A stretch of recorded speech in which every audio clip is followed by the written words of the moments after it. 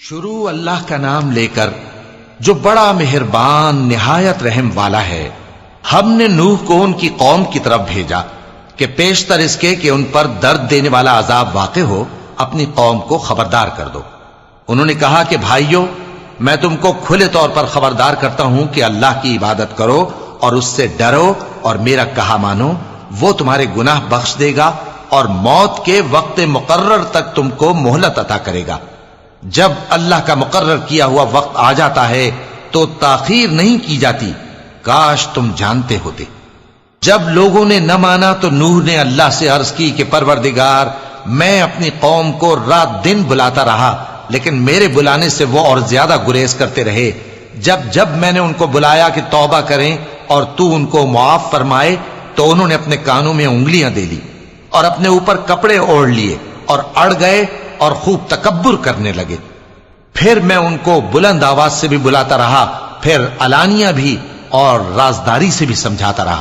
پھر میں نے کہا کہ اپنے پروردگار سے معافی مانگو کہ وہ بڑا معاف کرنے والا ہے، وہ تم پر آسمان سے موسلا دھار میں برسائے گا اور تمہارے مال اور بیٹوں میں اضافہ کرے گا اور تمہیں باغ عطا کرے گا اور ان میں تمہارے لیے نہریں بہا دے گا۔ تم کو کیا ہوا ہے کہ تم اللہ کی عظمت کا اعتقاد نہیں رکھتے، حالانکہ اس نے تم کو طرح طرح کی حالتوں میں پیدا کیا ہے؟ کیا تم نے نہیں دیکھا کہ اللہ نے 7 آسمان کیسے اوپر تلے بنائے ہیں اور چاند کو ان میں روشن بنایا ہے اور سورج کو چراغ بنا دیا ہے؟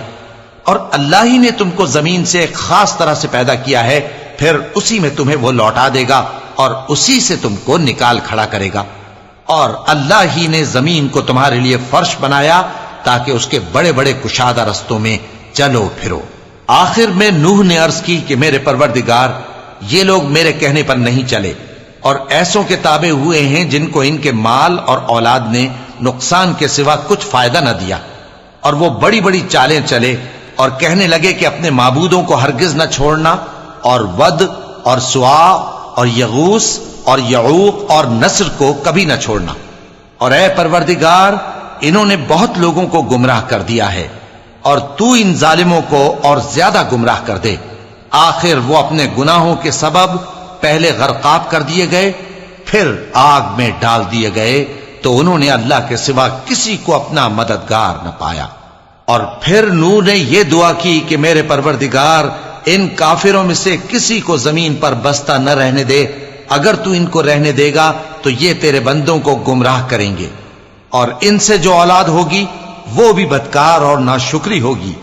اے میرے پروردگار، مجھ کو اور میرے ماں باپ کو اور جو ایمان لا کر میرے گھر میں آئے اس کو اور تمام ایمان والے مردوں اور ایمان والی عورتوں کو معاف فرما اور ظالم لوگوں کے لیے اور زیادہ تباہی بڑھا۔